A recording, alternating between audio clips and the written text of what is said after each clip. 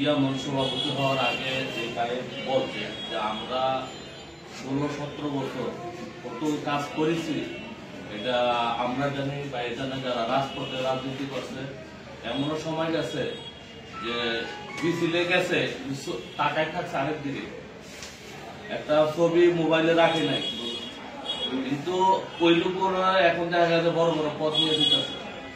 আর যারা আমি ফিল্ডে মাথার গাম পায়ে ফেললা এত বছর রাজনীতি করছে তারা বর্তমানে অনেকেই দেখতেছে 15 সালে করছে। যাই হোক এখন রাজনীতি আপনারা ঢুকতেছেন বা আগেও করে আসতেছেন এটা খুব পজিটিভ দিক।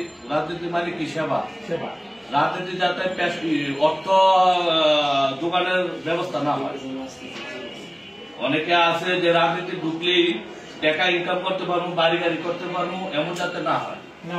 বাড়ি গাড়ি হবে সিস্টেম মতো, আর কোন একটা জবরদখল করে না বা অন্যায় অত্যাচার করে না, সবকিছু হবে সিস্টেম মতো। যাই হোক আপনারা বিভিন্ন জিয়া মঞ্চে ঢুকার জন্য আপনাদের আগ্রহ কেন আমি একটু প্রশ্ন করতে চাই। আপনারা এর আগে কোন দল করছেন কিনা? ভাই আপনার কাছে আপনার নাম কোনো অনুষ্ঠান ছিল না? আমার নাম মোহাম্মদ কুমার। আচ্ছা, আমি পেশায় কম্পিউটারি করি। এলাকায় আমি গঠনতলা 9 নম্বরগুলিতে প্রায় 90-এর পর থেকে আর নিজে এখানে ফ্ল্যাট আছে, বাড়ি আছে।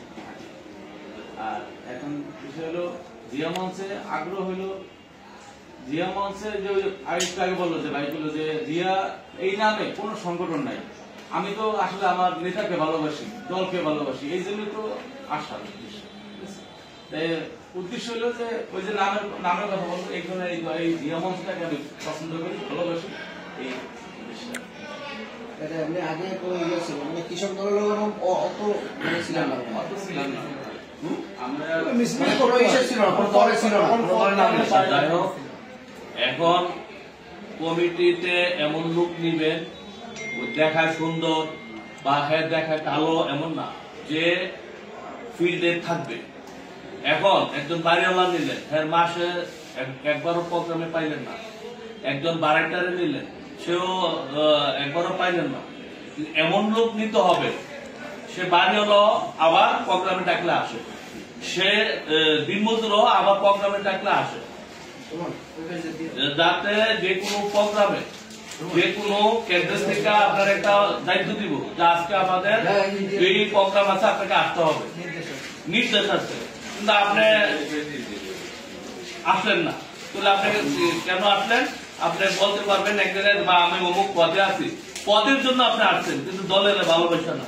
সুতরাং এমন লোক দিবেন যারা আমি যে দলকে ভালোবাসি, তো অবশ্যই যে কোনো প্রোগ্রামে আপনারা তার উপস্থিত রাখতে পারবেন। যে বছরে একবার একদিন হাজিরা দিব কমিটিতে নাম আছে এমন যাতে লোক না হয়। আর দেওয়ার সম্ভব বইলে দিবেন যে আপনার যদি সক্রিয় না থাকেন আপনি আপনার যত ওই কমিটিতে দেন আপনারা কিন্তু অপতিত হবে। সুতরাং শুধু কমিটিতে ঢুকলে মনে করে যে আমি বাইকে গেছি গা আমি এখন নেতা, তা হবে না। কমিটিতে ঢুকতে হবে এবং সময়ও দিতে হবে।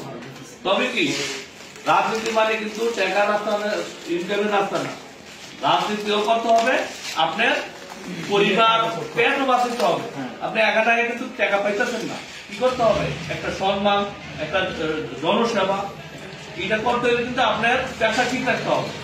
তো পেশা ঠিক রাখতে হবে প্লাস রাজনীতিও করতে হবে, দুইটা সমর্থন ভাবে চলবে।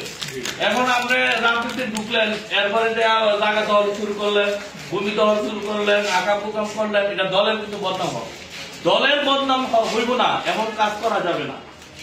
আপনি যতই সক্রিয় নেতা হন, যদি দলের থেকে যদি বদনাম কামান তাহলে কিন্তু তার সাথে সাথে আপনি অব্যাহতি পেবেন। কিন্তু অব্যাহতি পাওয়ার আগে কিন্তু এলাকার মধ্যে একটা ব্যাড নিউজ যাবে যে অমুক দলের নেতা এই কাজ করছে, দুর্নামটা কিন্তু আপনি কিন্তু কিন্তু এই